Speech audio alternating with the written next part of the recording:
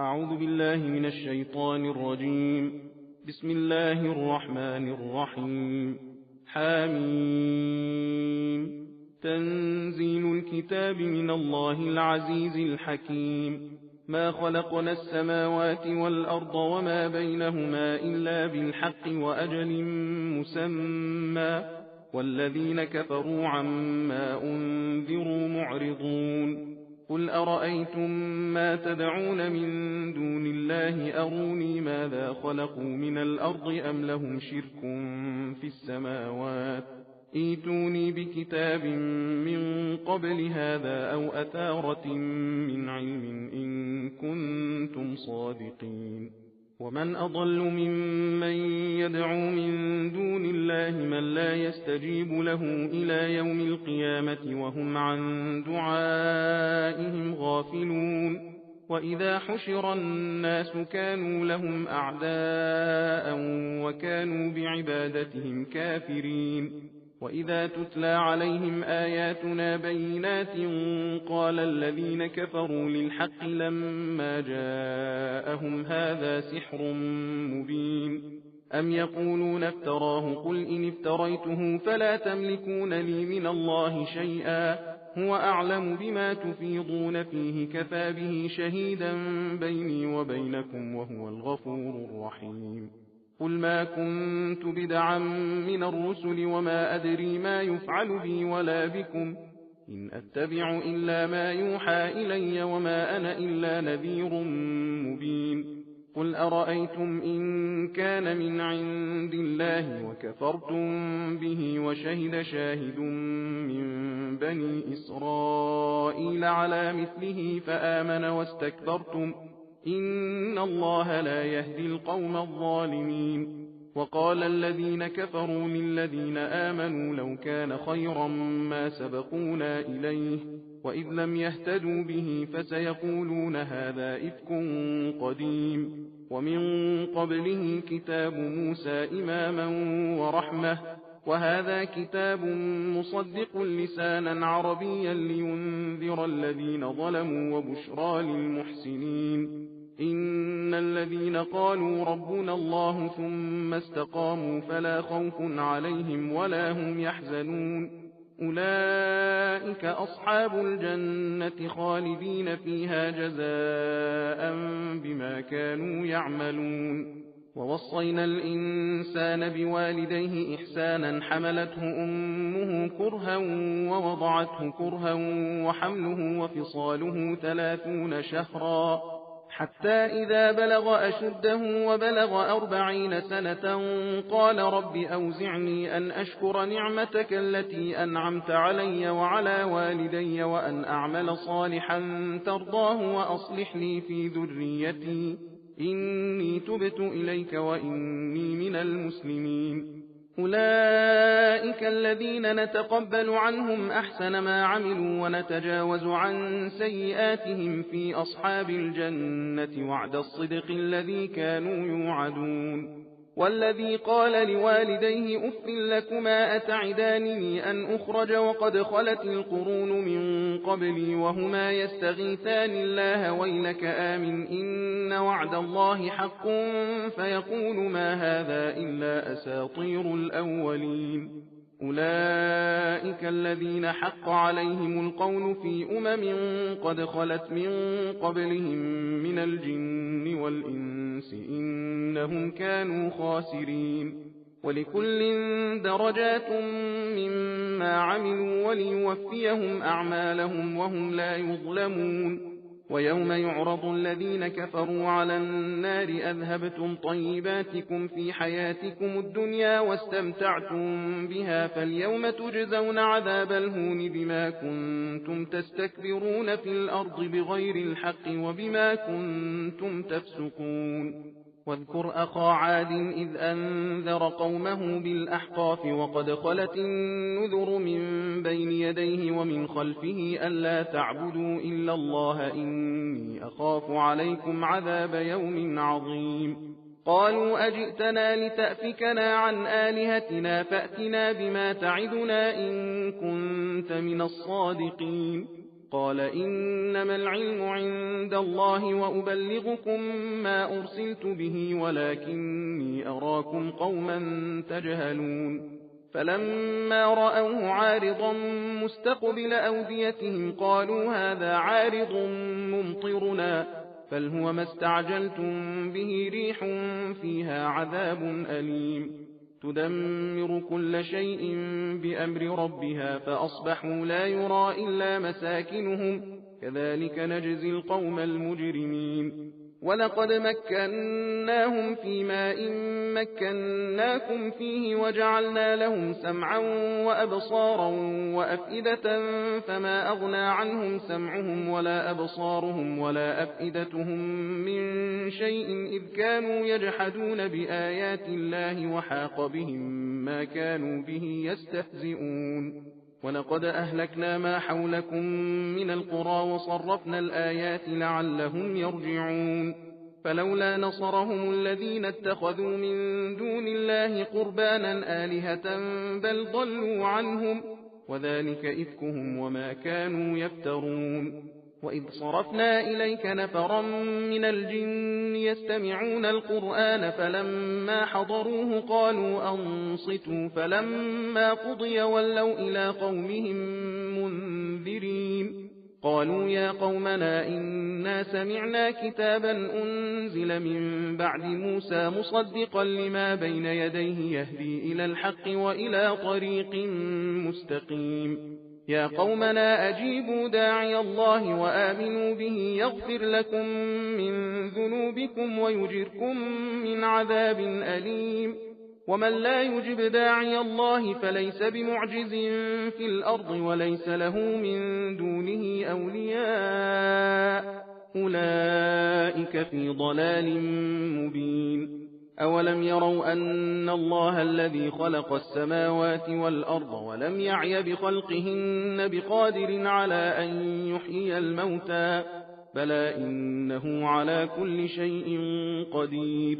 ويوم يعرض الذين كفروا على النار أليس هذا بالحق قالوا بلى وربنا قال فذوقوا العذاب بما كنتم تكفرون فاصبر كما صبر أولو العزم من الرسل ولا تستعجل لهم كأنهم يوم يرون ما يوعدون لم يلبثوا إلا ساعة من نهار بلاغ فهل يهلك إلا القوم الفاسقون بسم الله الرحمن الرحيم الذين كفروا وصدوا عن سبيل الله أضل أعمالهم والذين آمنوا وعملوا الصالحات وآمنوا بما نزل على محمد وهو الحق من ربهم كفر عنهم سيئاتهم وأصلح بالهم ذلك بأن الذين كفروا اتبعوا الباطل وأن الذين آمنوا اتبعوا الحق من ربهم كذلك يضرب الله للناس أمثالهم فإذا لقيتم الذين كفروا فضرب الرقاب حتى إذا أثخنتموهم فشدوا الوثاق فإما منا بعد وإما فداء حتى تضع الحرب أوزارها ذلك ولو يشاء الله لانتصر منهم ولكن ليبلو بعضكم ببعض والذين قتلوا في سبيل الله فلن يضل أعمالهم سيهديهم ويصلح بالهم ويدخلهم الجنة عرفها لهم يا أيها الذين آمنوا إن تنصروا الله ينصركم ويثبت أقدامكم والذين كفروا فتعسا لهم وأضل أعمالهم ذلك بأنهم كرهوا ما أنزل الله فأحبط أعمالهم أفلم يسيروا في الأرض فينظروا كيف كان عاقبة الذين من قبلهم دمر الله عليهم وللكافرين أمثالها ذلك بأن الله مولى الذين آمنوا وأن الكافرين لا مولى لهم إن الله يدخل الذين آمنوا وعملوا الصالحات جنات تجري من تحتها الأنهار والذين كفروا يتمتعون ويأكلون كما تأكل الأنعام والنار مثوى لهم وكأين من قرية هي أشد قوة من قريتك التي أخرجتك أهلكناهم فلا ناصر لهم أفمن كان على بينة من ربه كمن زين له سوء عمله واتبعوا أهواءهم مثل الجنة التي وعد المتقون فيها أنهار من ماء غير آسن وأنهار من لبن لم يتغير طعمه وأنهار من خمر لذة للشاربين وأنهار من عسل مصفى ولهم فيها من كل الثمرات ومغفرة من ربهم كمن هو خالد في النار وسقوا ماء حميما فقطع أمعاءهم ومنهم من يستمع إليك حتى إذا خرجوا من عندك قالوا للذين أوتوا العلم ماذا قال آنفا أولئك الذين طبع الله على قلوبهم واتبعوا أهواءهم والذين اهتدوا زادهم هدى وآتاهم تقواهم فهل ينظرون إلا الساعة أن تأتيهم بغتة فقد جاء أشراطها فأنى لهم إذا جاءتهم ذكراهم فاعلم أنه لا إله إلا الله واستغفر لذنبك وللمؤمنين والمؤمنات والله يعلم متقلبكم ومثواكم ويقول الذين آمنوا لولا نزلت سورة فإذا أنزلت سورة محكمة وذكر فيها القتال رأيت الذين في قلوبهم مرض ينظرون إليك نظر المغشي عليه من الموت فأولى لهم طاعة وقول معروف فإذا عزم الأمر فلو صدقوا الله لكان خيرا لهم فهل عسيتم إن توليتم أن تفسدوا في الأرض وتقطعوا أرحامكم أولئك الذين لعنهم الله فأصمهم وأعمى أبصارهم أفلا يتدبرون القرآن أم على قلوب أقفالها إن الذين ارتدوا على أدبارهم من بعد ما تبين لهم الهدى الشيطان سول لهم وأملى لهم ذلك بأنهم قالوا للذين كرهوا ما نزل الله سنطيعكم في بعض الأمر والله يعلم إسرارهم فكيف إذا توفتهم الملائكة يضربون وجوههم وأدبارهم ذلك بأنهم اتبعوا ما أسخط الله وكرهوا رضوانه فأحبط أعمالهم أم حسب الذين في قلوبهم مرض أن لن يخرج الله أضغانهم ولو نشاء لأريناكهم فلعرفتهم بسيماهم ولتعرفنهم في لحن القول والله يعلم أعمالكم ولنبلونكم حتى نعلم المجاهدين منكم والصابرين ونبلو أخباركم إن الذين كفروا وصدوا عن سبيل الله وشاقوا الرسول من بعد ما تبين لهم الهدى لن يضروا الله شيئا وسيحبط أعمالهم يا أيها الذين آمنوا أطيعوا الله وأطيعوا الرسول ولا تبطلوا أعمالكم إن الذين كفروا وصدوا عن سبيل الله ثم ماتوا وهم كفار فلن يغفر الله لهم فلا تهنوا وتدعوا إلى السلم وأنتم الأعلون والله معكم ولن يتركم أعمالكم إنما الحياة الدنيا لعب وله وإن تؤمنوا وتتقوا يؤتكم أجوركم ولا يسألكم أموالكم إن يسألكموها فيحفكم تبخلوا ويخرج أضغانكم ها أنتم هؤلاء تدعون لتنفقوا في سبيل الله فمنكم من يبخل ومن يبخل فإنما يبخل عن نفسه والله الغني وأنتم الفقراء وإن تتولوا يستبدل قوما غيركم ثم لا يكونوا أمثالكم بسم الله الرحمن الرحيم إنا فتحنا لك فتحا مبينا ليغفر لك الله ما تقدم من ذنبك وما تأخر ويتم نعمته عليك ويهديك صراطا مستقيما وينصرك الله نصرا عزيزا. هو الذي أنزل السكينة في قلوب المؤمنين ليزدادوا إيمانا مع إيمانهم ولله جنود السماوات والأرض وكان الله عليما حكيما. ليدخل المؤمنين والمؤمنات جنات تجري من تحتها الأنهار خالدين فيها ويكفر عنهم سيئاتهم وكان ذلك عند الله فوزا عظيما. ويعذب المنافقين والمنافقات والمشركين والمشركات الظانين بالله ظن السوء عليهم دائرة السوء وغضب الله عليهم ولعنهم وأعد لهم جهنم وساءت مصيرا. ولله جنود السماوات والأرض وكان الله عزيزا حكيما. إنا أرسلناك شاهدا ومبشرا ونذيرا لتؤمنوا بالله ورسوله وتعزروه وتوقروه وتسبحوه بكرة وأصيلا.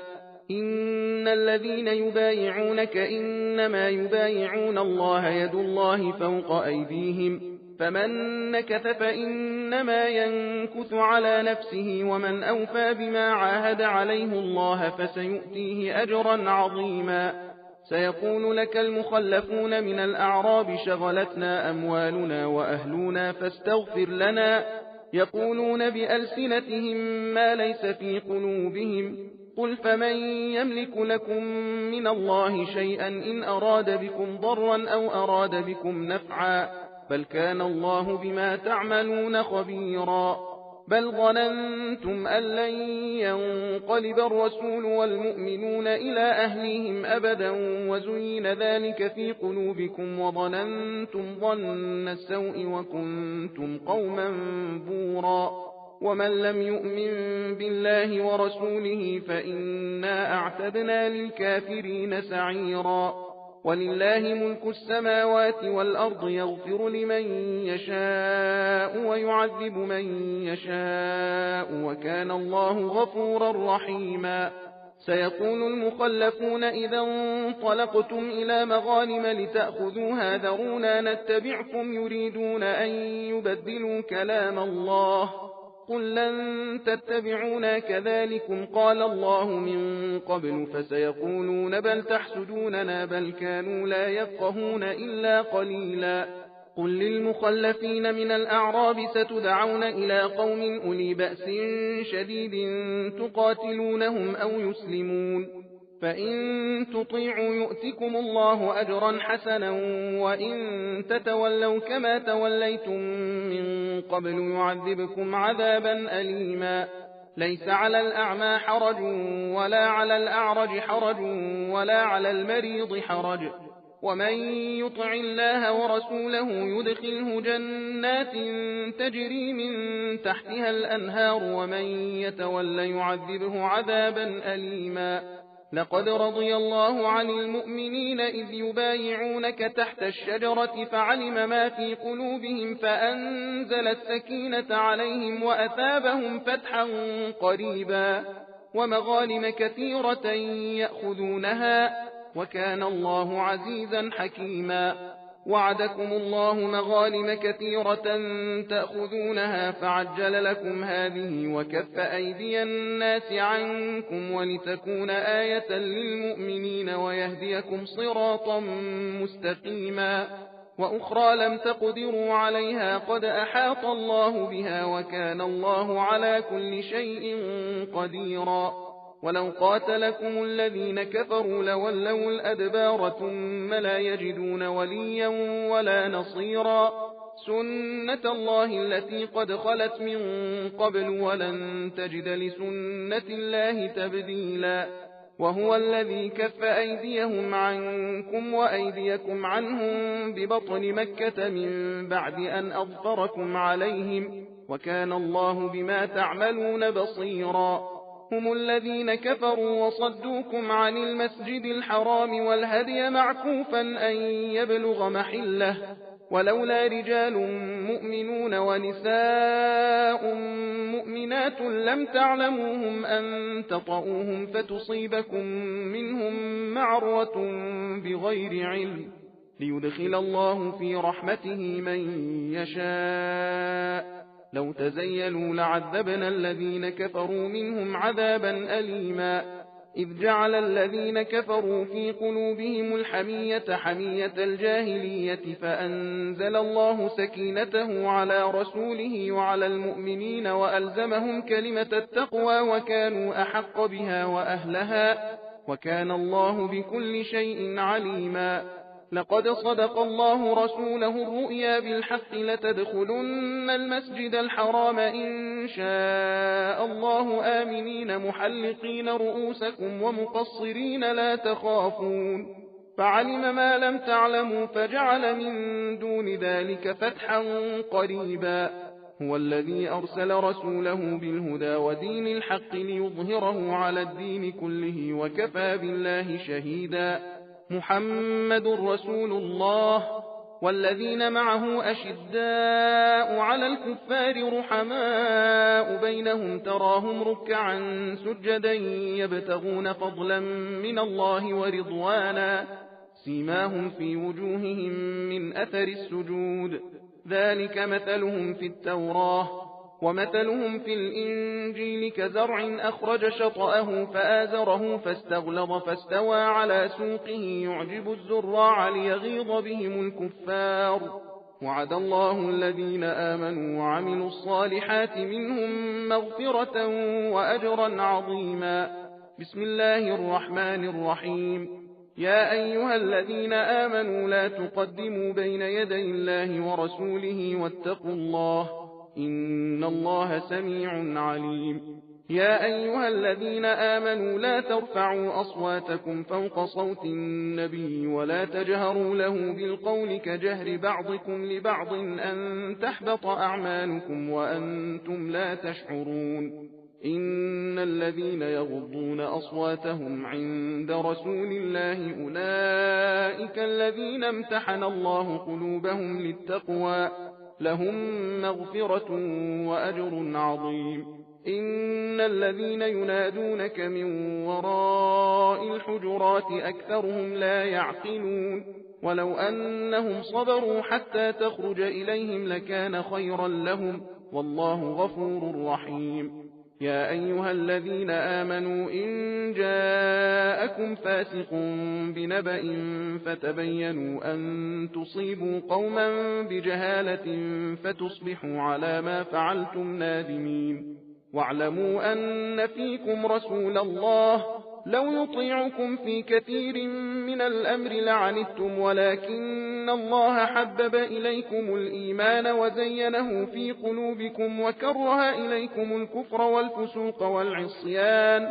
أولئك هم الراشدون فضلا من الله ونعمه والله عليم حكيم وإن طائفتان من المؤمنين اقتتلوا فأصلحوا بينهما فإن بغت إحداهما على الأخرى فقاتلوا التي تبغي حتى تفيء إلى أمر الله فإن فاءت فأصلحوا بينهما بالعدل وأقسطوا إن الله يحب المقسطين إنما المؤمنون إخوة فأصلحوا بين أخويكم واتقوا الله لعلكم ترحمون يا أيها الذين آمنوا لا يسخر قوم من قوم عسى أن يكونوا خيرا منهم ولا نساء من نساء عسى أن يكن خيرا منهن ولا تلمزوا أنفسكم ولا تنابزوا بالألقاب بئس الاسم الفسوق بعد الإيمان ومن لم يتب فأولئك هم الظالمون يا أيها الذين آمنوا اجتنبوا كثيرا من الظن إن بعض الظن إثم ولا تجسسوا ولا يغتب بعضكم بعضا أيحب أحدكم أن يأكل لحم أخيه ميتا فكرهتموه واتقوا الله إن الله تواب رحيم يا أيها الناس إنا خلقناكم من ذكر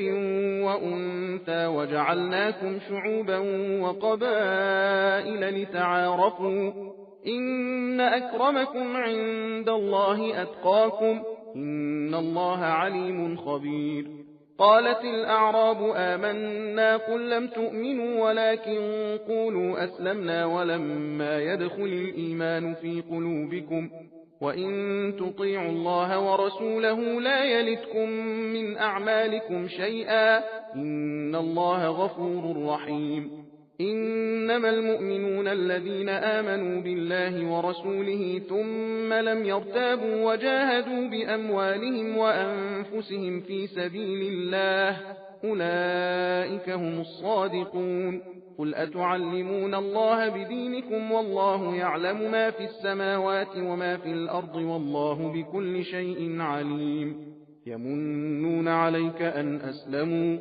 قل لا تمنوا علي إسلامكم بل الله يمن عليكم أن هداكم للإيمان إن كنتم صادقين إن الله يعلم غيب السماوات والأرض والله بصير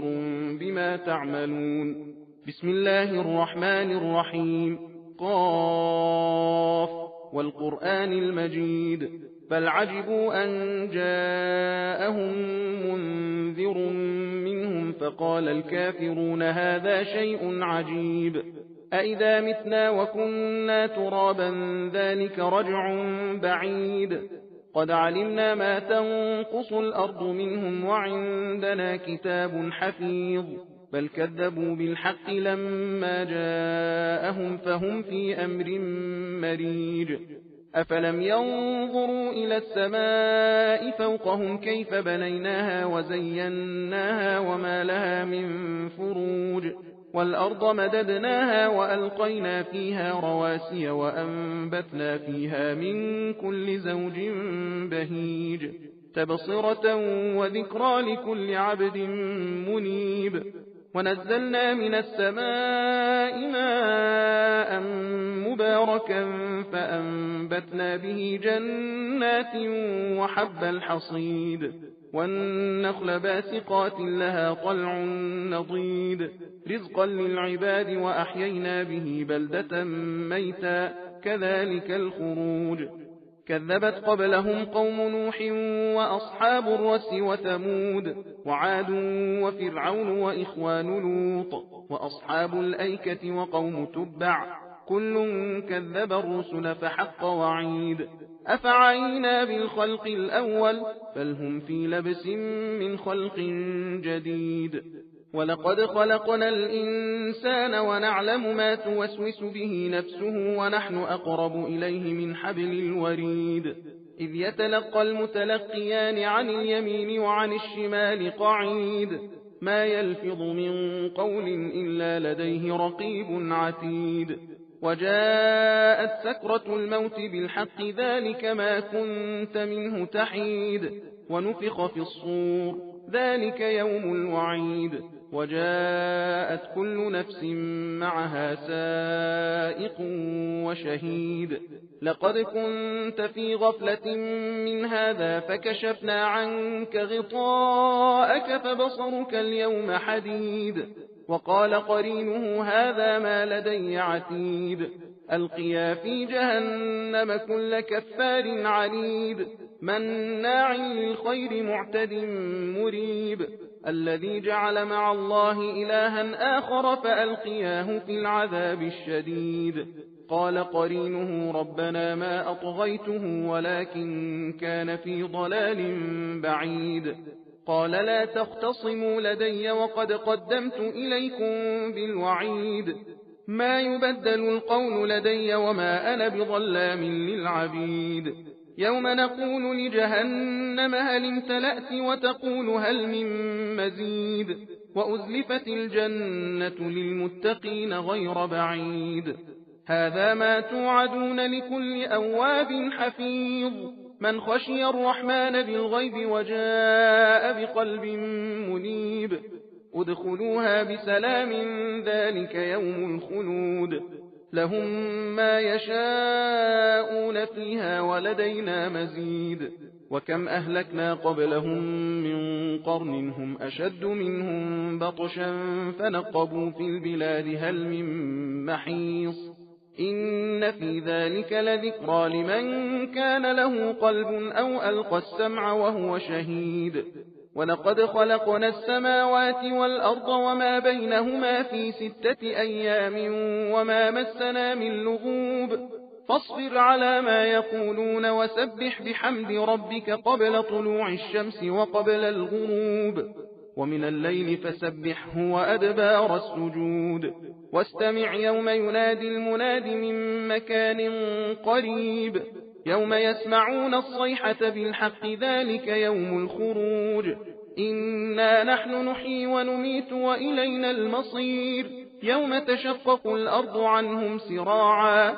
ذلك حشر علينا يسير نحن أعلم بما يقولون وما أنت عليهم بجبار فذكر بالقرآن من يخاف وعيد بسم الله الرحمن الرحيم والذاريات ذروا فالحاملات وقرا فالجاريات يسرا فالمقسمات أمرا إنما توعدون لصادق وإن الدين لواقع والسماء ذات الحبك إنكم لفي قول مختلف يؤفك عنه من أفك قتل الخراصون الذين هم في غمرة ساهون يسألون أيان يوم الدين يوم هم على النار يفتنون ذوقوا فتنتكم هذا الذي كنتم به تستعجلون إن المتقين في جنات وعيون آخذين ما آتاهم ربهم إنهم كانوا قبل ذلك محسنين كانوا قليلا من الليل ما يهجعون وبالأسحار هم يستغفرون وفي أموالهم حق للسائل والمحروم وفي الأرض آيات للموقنين وفي أنفسكم أفلا تبصرون وفي السماء رزقكم وما توعدون فورب السماء والأرض إنه لحق مثل ما أنكم تنطقون هل أتاك حديث ضيف إبراهيم المكرمين إذ دخلوا عليه فقالوا سلاما قال سلام قوم منكرون فراغ إلى أهله فجاء بعجل سمين فقربه إليهم قال ألا تأكلون فأوجس منهم خيفة قالوا لا تخف وبشروه بغلام عليم فأقبلت امرأته في صرة فصكت وجهها وقالت عجوز عقيم قالوا كذلك قال ربك إنه هو الحكيم العليم صدق الله العلي العظيم